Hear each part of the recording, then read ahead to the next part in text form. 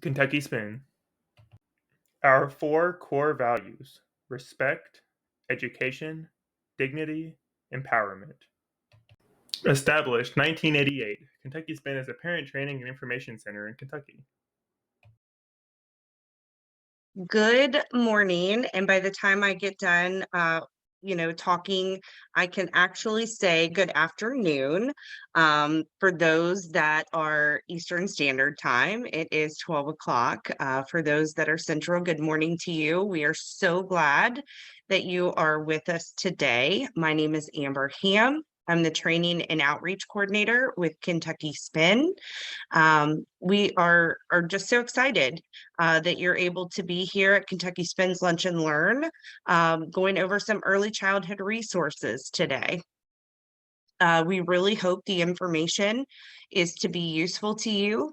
We want to go over just a little bit of housekeeping before we get started.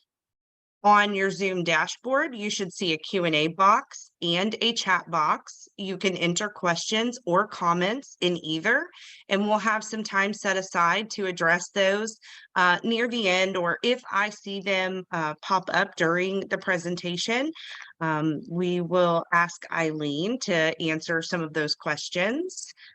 There is real-time captions that are available here in the Zoom session. Click on the closed caption button and select Show Subtitles to view the captions. There's a link in the chat box to today's presentation, and any handouts we discuss will also be linked in the chat box. If you do not have time to get those, no worries. I will send a follow-up email, and we will provide you with all of those resources that we share today. Eileen, can you jump to the next slide, please? So a little bit about Kentucky Spin. We were funded by the U.S. Department of Education, which is under the Individuals with Disabilities Education Act. And we have been the Parent Training and Information Center since 1988. We provide families and professionals with training, information, and resources to become effective advocates for their loved ones and clients with disabilities. We also work with children and youth with all types of disabilities from birth to age 26 and beyond. We do not act as attorneys. Well, actually, if we jump into the next screen, I'll tell you what we primarily do. It's easier to say what we don't do first. We do not act as attorneys. We cannot represent families. However, we empower families to effectively advocate for themselves and their children. We provide that peer-to-peer support to help families access the needed information and resources.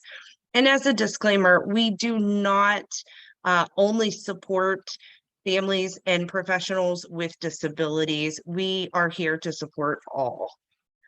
And at this time, I am going to hand everything over to Eileen Hoover. Hi, I'm Eileen Hoover. I am Kentucky Spin's Early Childhood and Adolescent Parent Liaison. And so we're going to be going over some early childhood resources. And I apologize, I have the slowest computer ever, so sometimes it takes a second to move with me. So I'm not sure, but if you have ever been a parent in today's world, you have probably seen stuff like this. Stop doing this with your kids, and holistic pediatrics, everything's toxic. This is part one of the products you should never use. You're going to screw up your kid, all sorts of stuff. There is no end to the advice of how to parent and all the things that you're doing wrong or incorrectly and how it's all the worst thing ever.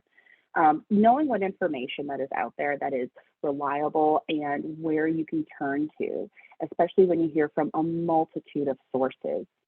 They constantly flood everyone. I'm not sure about you, but my Facebook, my TikTok, my Twitter, X, there's always something telling me that there's the new next best, greatest thing out there.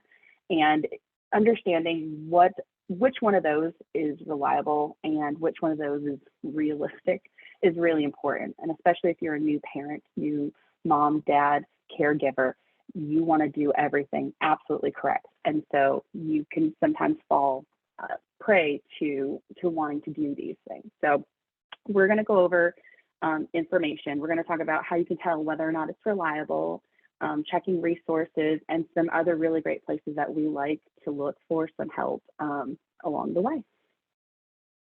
So where to turn? So anytime you have sources, they need to be vetted, assessed, and critically examined for the validity of their information. So some of the things that we talk about is that what your website ends with. So you have www. And then at the end, there's going to be something like .gov, which is a governmental website, which is a trusted source you can go to. You can see .edu, which is what is given to educational websites, normally universities, schools, and those are really good places to access information. .org is another one. Now, most .org sites are fairly reliable, but you still need to use your own judgment and your critical thinking skills with the information that they do provide. So blogs and TikTok. So my information about a child's well-being should never come from one source. There shouldn't just be one source that you can find that says this information. If it is something that is real out there, there should be multiple places that are all collaborating saying, yes, this is something that is true. So Mommy and Me blogs, really popular TikToks and YouTube videos. And sometimes they have really amazing information in there, but you want to know what they're saying and whether or not it has a conflict of interest for them. So is the post sponsored? Are they getting paid to say this information? Are they saying it because they're just getting a paycheck out of it? These are things that you want to critically think about as you go through and you find this information, because you don't want to go to any old buddy. You want somebody that has the knowledge base and has that information that's going to be safe and reliable for your children. So do they have monetary compensation? Are they doing it for clicks? The more clicks they get, the more money they get. So that's what they're looking for. Does it sound too good to be true? It probably is. It is very rare that there's going to be some kind of advice out there that is a miraculous cure-all that is going to be doing everything it says, because if it was, everyone would be doing it. And there's reason why everyone is looking for this information, because there is no one right answer and there is no one magical, I wish there was, but that's not it. So that's why we have to be critically thinking about where we're getting our information from. So the credible sources. So somebody can go out there and say that they, I have 4 children and I can do all these wonderful things. That's great. But is this coming from a doctor, a therapist? Do they have credentials? Is there a government agency giving this information, or do they have some type of actual accreditation? Because there is a lot of holistic and different things out there, which can be absolutely credible. But at the same time, you want to make sure that where you're turning to for information is the most accurate.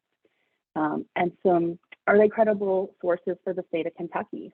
Different states have different criteria for how systems work. So while some information may be absolutely valid in New York or Michigan, make sure that it's something that is actually happening, because every state has different laws.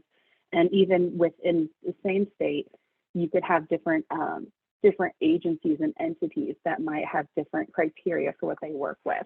So I think about school districts. Every school district has their own policies. So if their policies are different, you want to make sure that you understand that information and whether or not it applies to you. So we're going to go over some programs that we have in the state of Kentucky that are really great resources. So the first one's going to be the Kentucky HANDS program, and HANDS stands for the Health Access Nurturing Development Services, so HANDS. And so it's a program that's absolutely voluntary for home visitation for any new or expecting parents. HANDS supports families as they build healthy, safe environments for children, their optimal growth and their development. So what they'll do is the HANDS program will actually support you throughout the pregnancy and within the first 2 years of your baby's life. So pregnancy, the terrific twos. They're there to answer questions. They're there to help you with the different stages of baby's growth. they can answer questions. Normally, they can have either somebody that comes in as a visitor that can answer and address questions and give you other types of resources. Some families actually receive even further support. They might do home visitation if that's something that you would like and something that they can provide. The way you participate is any parent expecting a new baby residing in the state of Kentucky is eligible. The families need to be enrolled during pregnancy and before the child is 90 days old. So it's like about 3 months. And then they can do, the way you do it is that you're going to contact your local health agency. So your local health department is where you're going to look to sign up for that. So everyone in their counties have their own space to go to for that. So this is the Kentucky Governor's Office of Early Childhood. It's got a really long title, KYGOECD. But it provides parents and with guides and starter kits to assist families in teaching their children. We have 4 different links on here, and we're going to kind of go over each of these links to kind of show what they do. This is obviously coming from a governmental website. This is our government, Kentucky State. So this is how we know that this is a good, reliable place. And the same thing with the HANDS program, that is through a governmental agency, which is again how we know that this is a reliable source. So the Kentucky Governor's Office of Early Childhood, they provide parent starter guides and everything like that. So the family guides are a companion to the Kentucky Early Childhood Standards that's housed in the Governor's Office of Early Childhood, and it was developed in 2003 by a statewide work group of representatives and stakeholders for early care and education. Those standards serve as the framework to assist in early care, intervention, and education of professionals, administrators, and others in understanding what children are able to know and do from birth through the age of 4 years old. So the family guides align directly with the standards and the best practices for the Kentucky Educational Television's Let's Learn Kentucky. And that's something else that we'll talk about, the Let's Learn Kentucky. So what we kind of really like about this site is that it gives families step-by-step instructions on activities to do together with your children. So you have read, talk, connect, play, count, and move together. All the activities that they have directly relate to those Kentucky Early Childhood Standards, and that there's easy links for the benchmarks that correlate with them. So you can see on the left side, they have read and talk together, and each one of those, when you go there, you can click through. And then on the right side, this just gives an example.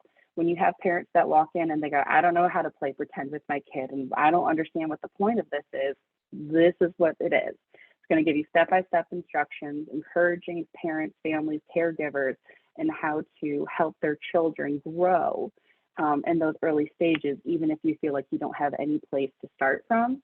And it also lets them know, why does this make a difference? What is this doing? Like, this is a ring, ring telephone time, but this is actually about language and literacy and communication. There's all sorts of great skills that are being built there. So sometimes when families feel like they don't know where to start, I always compare myself to Bluey, where I'm like, I don't know how, if you've ever watched Bluey, how they've ever have a parent that could be so involved, but this is a way to start that journey to become more involved with your children.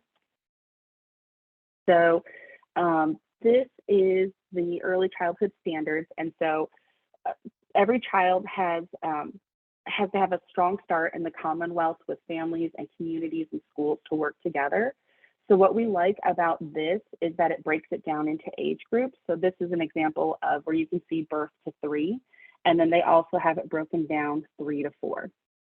Each area is, again, directly related to those benchmarks that were brought up, and then it uses common language to describe how children can achieve these benchmarks. Because sometimes when you read the benchmarks, it's very technical, and if this isn't your whole world, that's really hard to understand, but they break it down even further to make sure that you can have a good understanding of why this is important and what you can do to try and help your child. So this is Let's Learn Kentucky. This is like one of my favorite sites. So parents and caregivers are the child's first and most important teacher. 90% of brain growth happens within the first 5 years. So to prepare for school success, families are encouraged to read, talk, count, play, move, and connect together. And you can see at the top, that's how they have it all broken down. So they work on things like kindergarten readiness, which means that when children enter school, they have basic skills to help them learn and play inside of that classroom.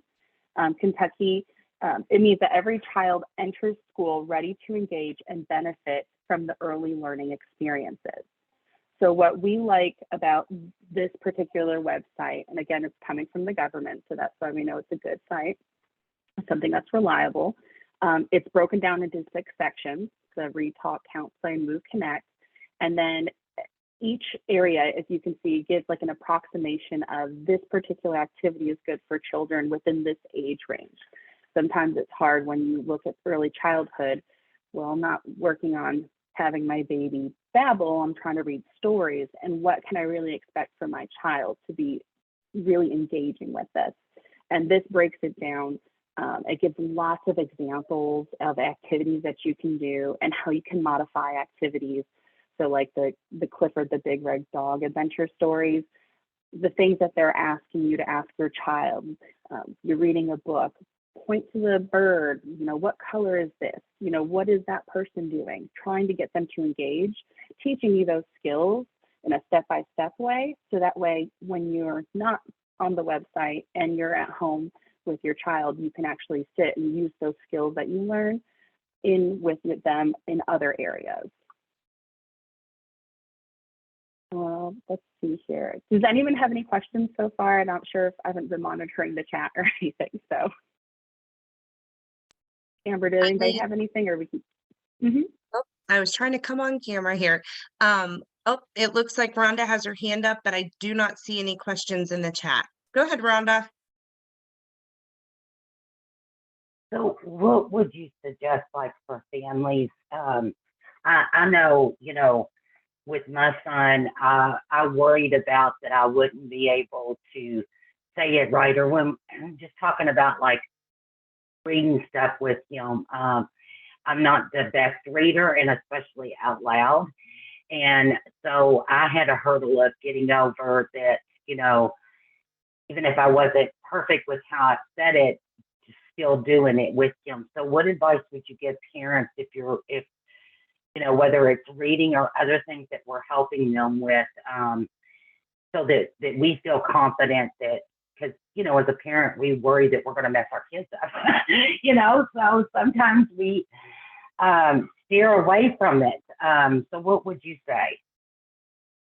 It's not necessarily about you performing perfectly. This is about having the quality time that you spend with your child in that one-on-one setting and engaging with them. So even if you are not the fastest reader, and maybe you have books that you don't even actually physically read, but you're describing the pictures, you're talking about the scenes that are happening, you're engaging with your child and asking them questions like, what do you think is going to happen next? It's not necessarily that, obviously, words are wonderful. We need to have a lot of language, rich education. They want that in with the children. But if it's something that's not necessarily your strong suit, you can still engage with your child.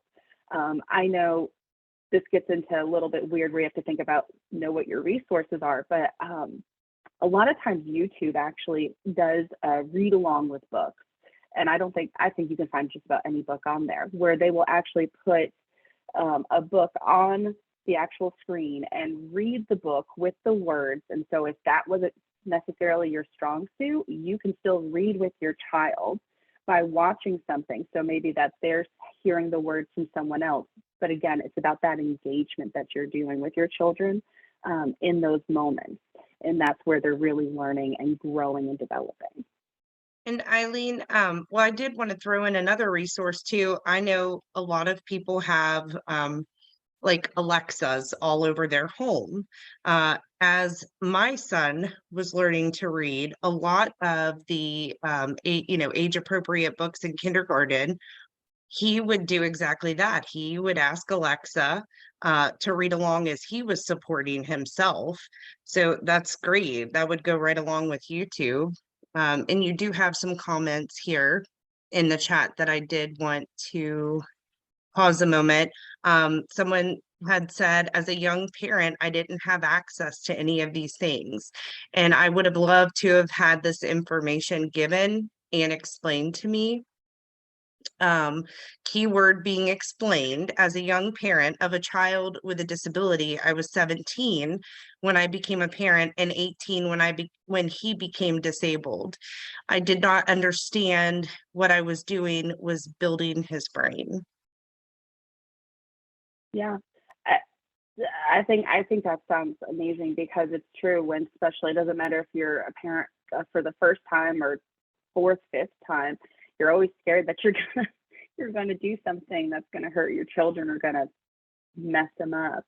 But there are so many resources now out there, and especially when you see things like TV and how parents are portrayed looks like they have it together and they know what they're doing.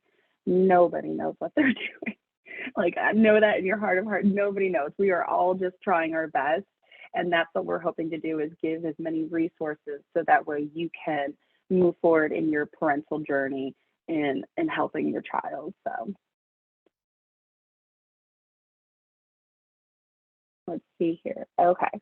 So next up is another governmental agency, is the CDC. And so they have this amazing thing. It's called the CDC Developmental Milestones. It's under the Learn the Signs, Act Early. They have a tracker that you can actually use. You can download it to your phone or your tablet or anything like that. And it's going to give you fun, easy ways that and caregivers to actually track and support their child's early development. The app has been updated to reflect like the new and improved interactive design, so it engages with families so they can track. It has interactive milestone checklists for children from 2 months to 5 years. It has the ability to complete a checklist during, even for corrected ages for children that were born prematurely, which if you do have a premature child, everything they do is normally on a delayed schedule, and seeing where they are and seeing where they could be is really helpful. I actually have 2 premature kids, and I use this milestone tracker to know whether or not we were fallen even further behind or not. But it was really easy, very straightforward in how to use.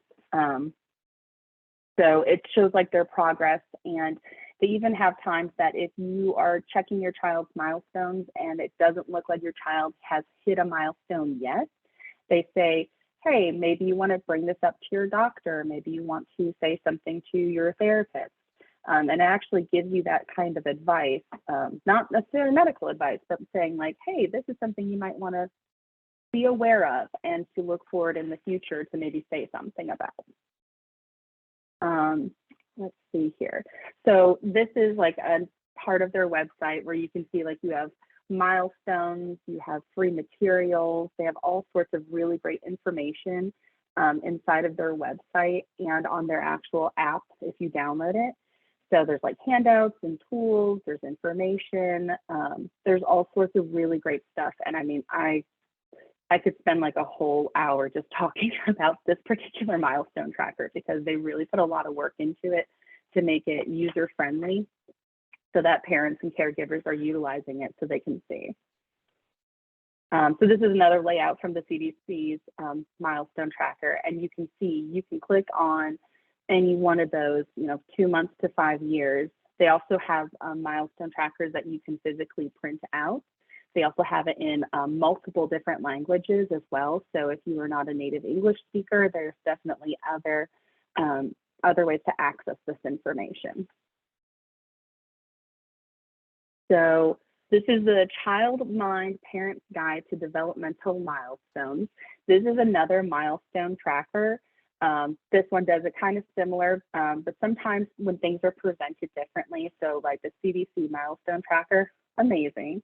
But sometimes how they word things, maybe it doesn't jive with you or it doesn't quite fit how you're going. This is another milestone tracker that, again, you can click through, you can see what should your child be doing, what could they be doing, and maybe what they're not doing yet, because that's one of the important things. It's not that they're not doing it at all, they're just not there yet, and that is okay. So missing milestones. What do you do when your child is missing those milestones we were just talking about, and you Eileen, see that they are not there? Yes. I am so sorry. I seen something pop up. So can you send this information for us to print out and save?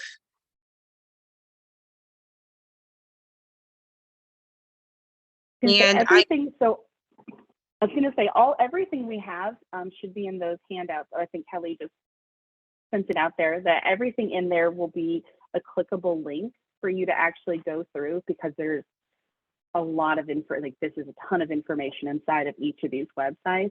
And so spending the time to go through and see which one of these might work best for you or the families that you serve. And just to reiterate, you will receive a follow-up email with all of this information when the webinar ends.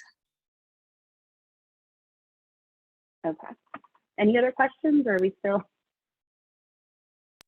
good to go? This part, missing milestones, is actually something near and dear to my heart, because like I said, I have 4 children, 2 of which were extremely premature. And so we had a lot of missing milestones. So when you have those milestones, and again, it's not that they're not there, they're just not there yet. And making sure that you're always trying to frame it in a way that this is something that's going to happen and that you could be positive for your child. So you want to take a couple steps to address those concerns. Make an appointment with your child's pediatrician. That's going to be step 1. You're going to start at the source of knowledge on who is there to help your child. You want to discuss concerns that you see with your child's provider, and you know your child better than anyone else.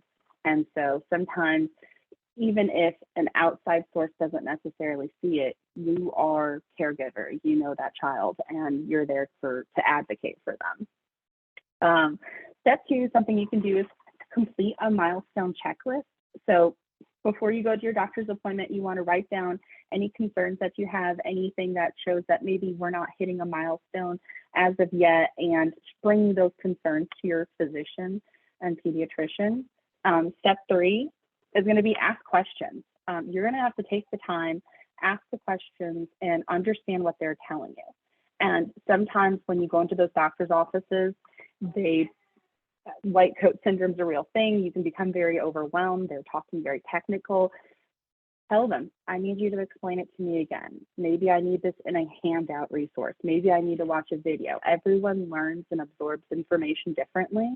So if how your provider is talking to you is not jiving, is not working with what you need, ask for something else. And a lot of times pediatricians have a lot of really good resources that maybe it is seeing it in a different way, or sometimes getting that handout, reading it, and then maybe when you go home, really stopping, absorbing that information, so that way you can come up with more questions or a better understanding of what's going on. So, like I said, there's visual cues, there's discussions, and so you know what's going on with your child, and so bringing those concerns is something that is for you. White coat syndrome, sorry, Rhonda. I'm actually a nurse by trade, so I forget sometimes because I'm one of those medical people that just run into that jargon. It's when people go into the doctor's office and they suddenly, their blood pressure spikes, they become very concerned, they don't understand anything that anybody says. It's just having that anxiety. And especially when you are in a pediatrician's office or anywhere and you feel like your child might be missing something, it can be very overwhelming. But just know that you are not alone. You are definitely not alone. It can be scary, it can be overwhelming, and especially if it feels like you're seeing every other child doing something that your child isn't. You're not alone, and there is help. See here, my slow computer is working. Okay, so sometimes when you're going in and you get this information, you talk to your pediatrician, they come back with well, let's wait and see. And that's something that I hear from parents very commonly, that they want to wait and see. And it's because all children develop on their own timeline. Some are a little behind, some are a little bit ahead, and sometimes they just want to wait and see. But if you bring those concerns and you are still not feeling great with that wait and see approach, you have some options. You can always request a second opinion.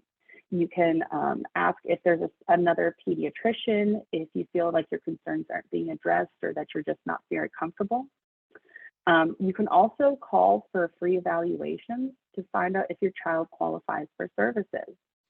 So if your child is under 3 years of age, you can call Kentucky's Early Intervention System, also known as KEIS, K-E-I-S, and it was formerly called First Steps.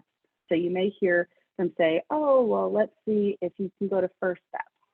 And that is a program that helps children 3 and younger, and we'll go over how that works here in just a couple of slides. But if your child is older than 3 and they're missing milestones and you're not okay with that wait and see, you can also contact your local school district and see if that you need to have an assessment or evaluation that the child might be eligible to go to school to help with some of those. You do not need a doctor's referral when you're getting your child evaluated for these services for either school or if you're going with KEIS or First Steps, which is something that a lot of parents don't know about, that you don't have to get a referral and you can make that referral yourself if you want to get more information and get those free assessments.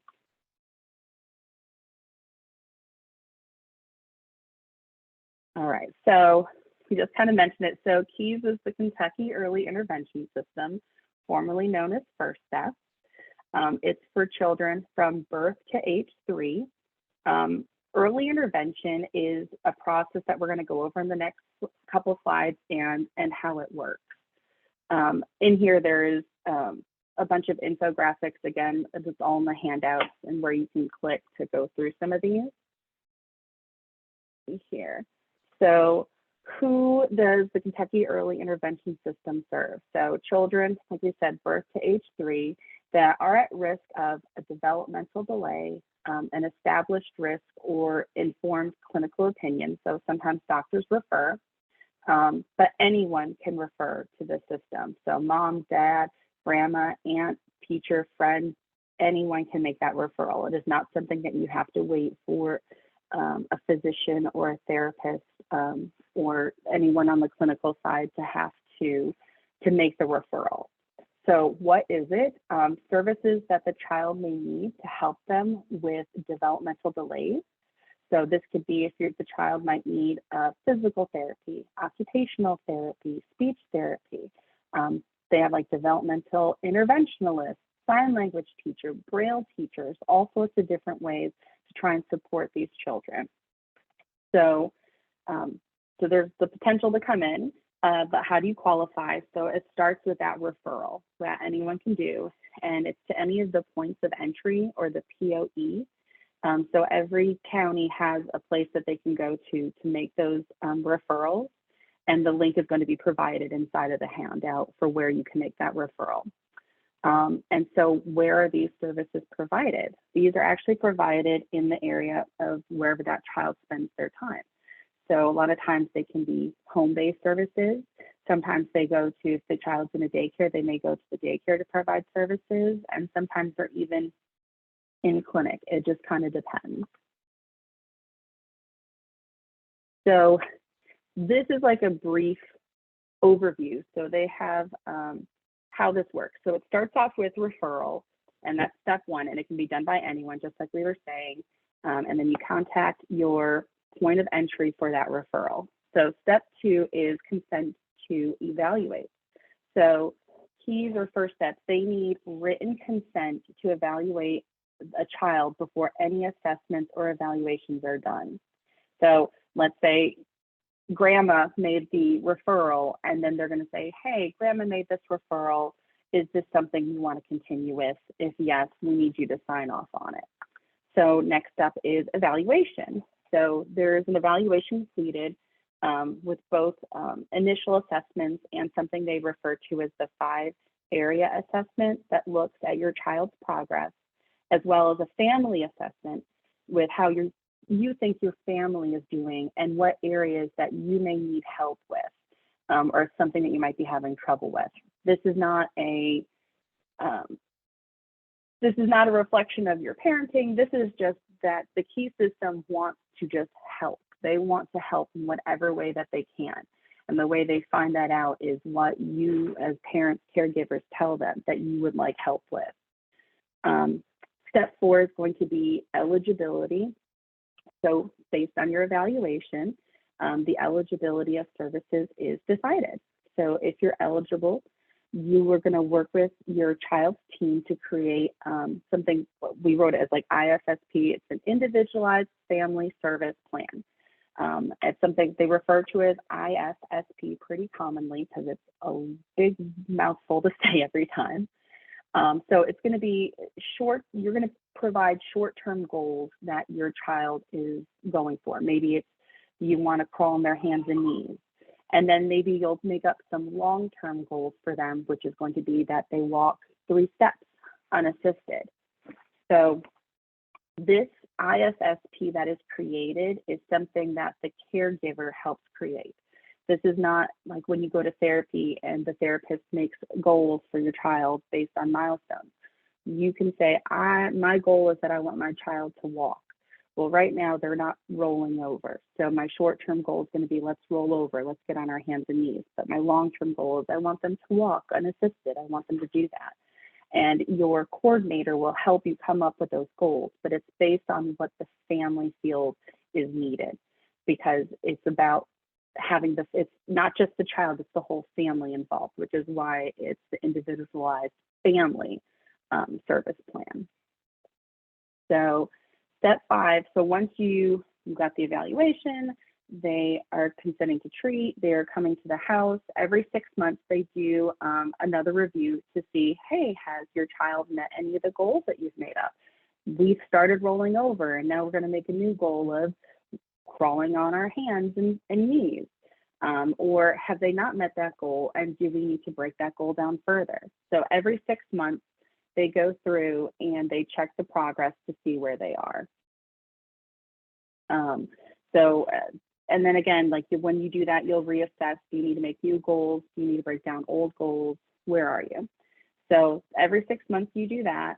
And then next up is your annual IFSP. Similar to how you started, they're going to have another meeting that's going to be annual with every child to have a redetermination of eligibility. So because they're receiving services, do they still need help? Or have they got back on track and they don't qualify anymore? And so that is a yearly meeting that is done to make sure that they are still on track and they are eligible to continue services.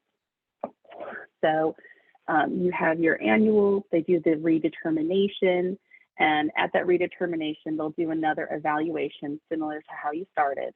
So they'll do another evaluation. You'll have to sign consent saying that you agree to have your child evaluated. And then from there, you start moving forward again, making the goals, seeing what the family needs, and then having those therapists or whatever it is that your child needs to achieve those goals. And it keeps happening like that until they turn 3. And again, this is just for Keys, so that's birth to 3 years old.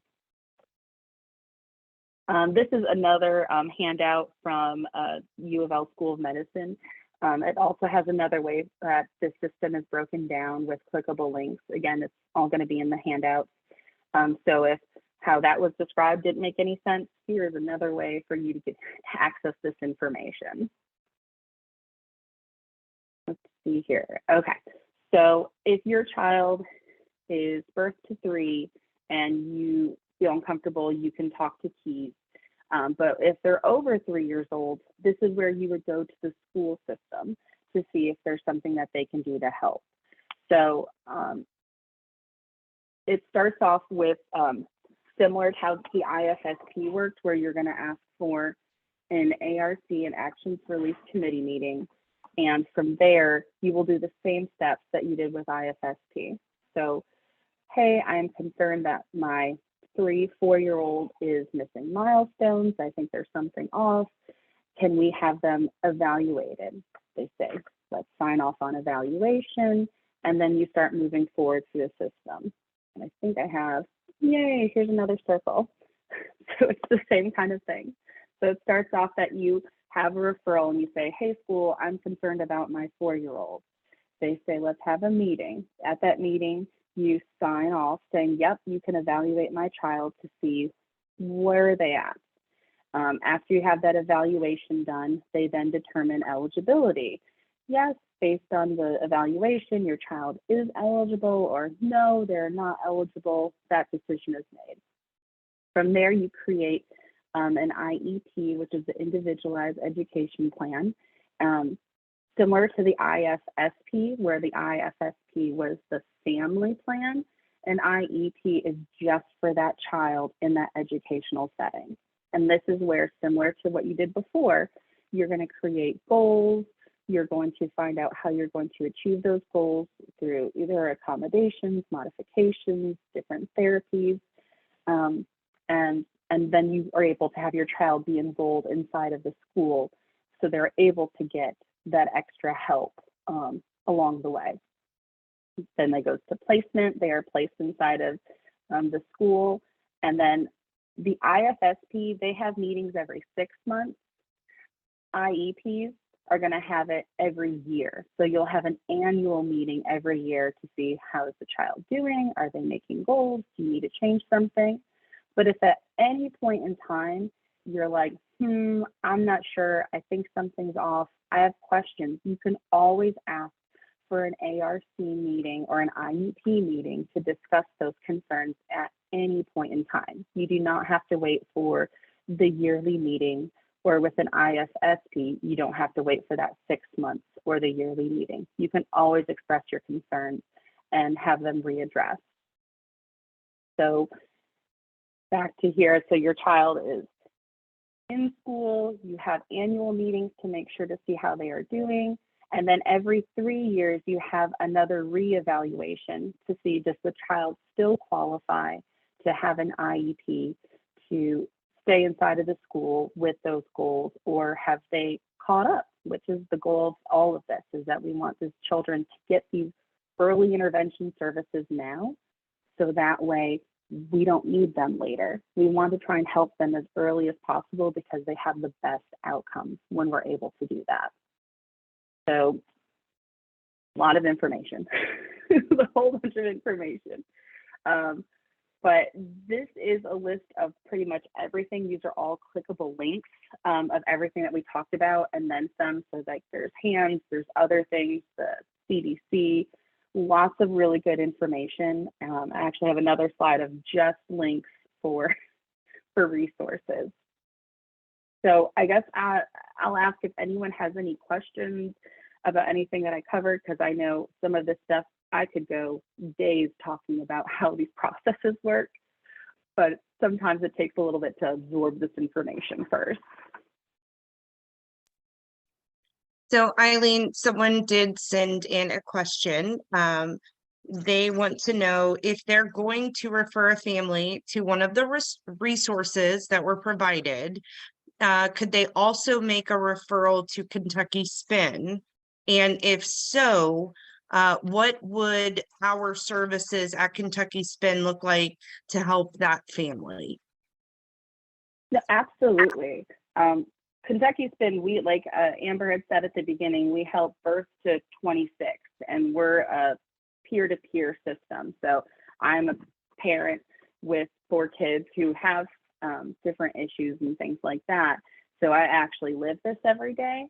And at Kentucky Spin, we can help walk you through this process. If you make that referral to the school and you don't understand how they're working, or the IFSP, the KEYS coordinator, you're not really getting it, you can always call Kentucky Spin. We can help educate you in how these systems work, so that way you're empowered to help advocate for your child along the way. Like I said, we're not going to tell you what to do, but we're going to tell you what you can do. which understanding these systems, they are all feel like they're covered in a black shroud and nobody knows what's going on. We're here to try and lift that up and making sure that you understand how it's working, so that way you're empowered to help your child.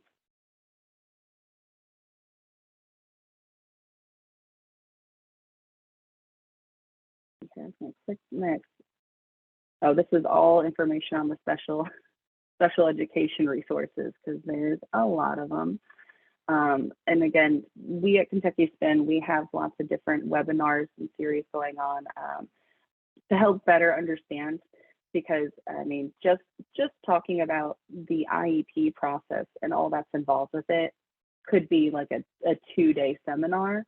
So if this is something that you go, okay, that made sense, but I still don't get it, please feel free to reach out to us, because we've got a lot of really good information to try and help you walk through these processes. Because again, you are not alone. You are not the only one out there.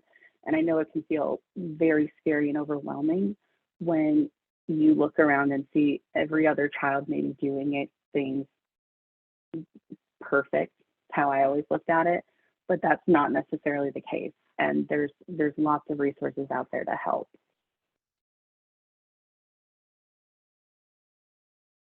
And look, here's more, because there's a lot of resources. Like I said, there's a lot of information. So, and again, all this is going to be in handouts, so you'll be able to click through these. And I always, whenever I have parents, I say, don't be overwhelmed. Just read it through them. And if when you read through them, you're like, I didn't understand anything I just read, give us a call and we can do one-on-one support at Spin to try and help you through it.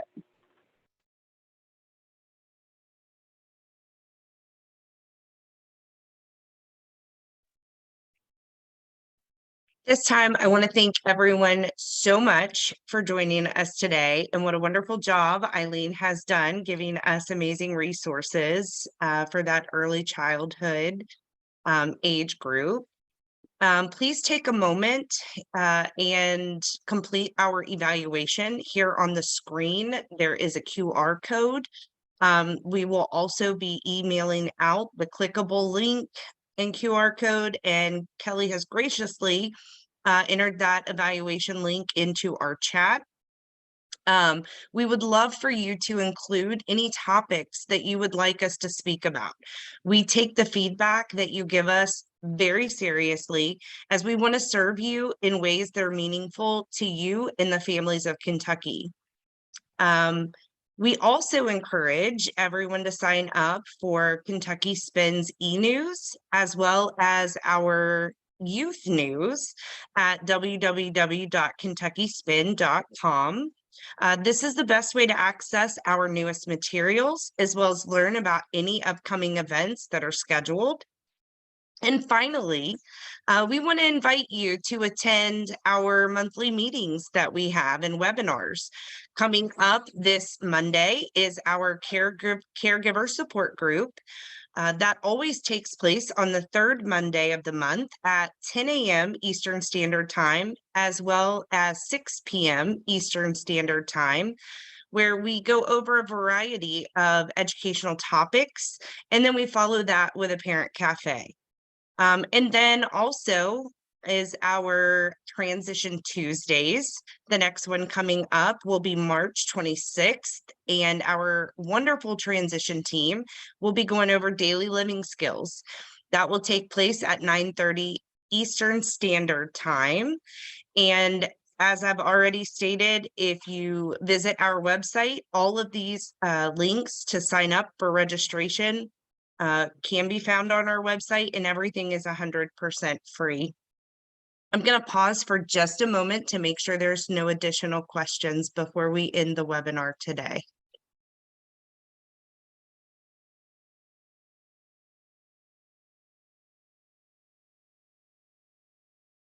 I just wanted to make a correction. I'm sorry.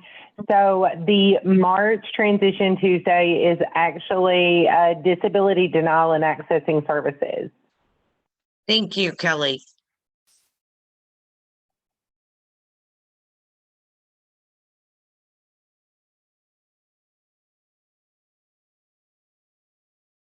Everyone have a, oh, wait a minute. What location are you all based out of? So our main location is in Louisville, our office. We have staff that is stationed all across the state of Kentucky. So we have someone everywhere to be able to assist your needs.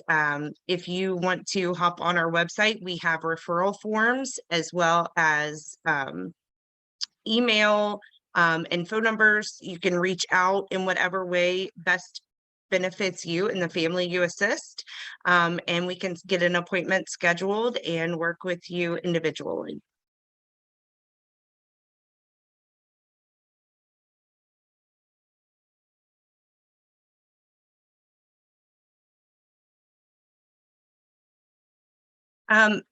If that is something that is requested, we encourage you to get on our website.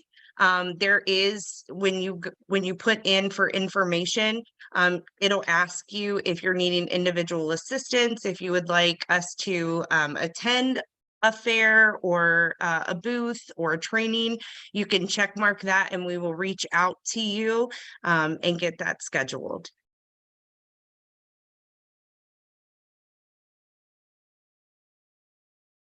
I hope everyone has a wonderful rest of your day and we'll see you next time. Thank you. Visit www.kyspin.com.